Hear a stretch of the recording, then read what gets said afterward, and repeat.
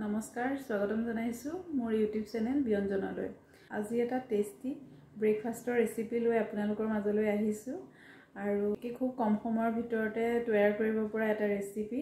ভিডিঅটো শেষলৈকে চাই যাব বুলি আশা কৰিলো আৰু যদি ভিডিঅটো চাই ভাল লাগে চেনেলটো সাবস্ক্ৰাইব কৰি দিব আৰু লাইক শেয়াৰ কমেন্ট কৰিবলৈ নাপাহৰিব। ব্ৰেকফাষ্ট বনাবলৈ তিয়াই ৰখা মগুমাহ অলপ বাকলি গুচাই লৈছো, লগতে আছে অলপ তিয়াই ৰখা চাউল। ব্ৰেকফাষ্টটো তৈয়াৰ কৰিবলৈ চাউল আৰু মগুখিনি অতি কমেও 2 পৰা 3 ঘণ্টা তিয়াই ৰাখিব লাগিব।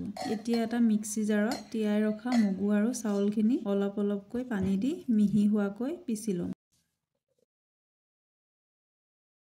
সোৱাদৰ কাৰণে ইয়াত অলপ নাৰিকল ৰুকি দিছো, নাথাকিলে আপোনালোকে স্কিপ কৰিব পাৰে। সোৱাদ অনুযায়ী অকণমান নিমখ দিছো, অকণমান বেকিং পাউডাৰ আৰু ডাঙৰ চামুচেৰে 2 চামুচ চেনি দিছো। তাৰ পিছত গোটেইখিনি ভালদৰে মিলাই অকণমান ঢাকি ৰাখিছো যাতে বেটাৰটো অলপ সেট হৈ যায়।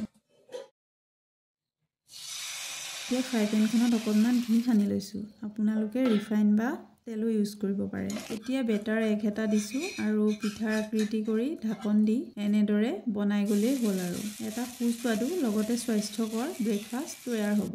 ইচ্ছা কৰিলে সৰু ল'ৰা-ছোৱালীক স্কুলত টিফিন হিচাপেও দিব পাৰিব। আজিৰ ভিডিঅটো চাই কেনে পালে কমেন্ট কৰি জনাব।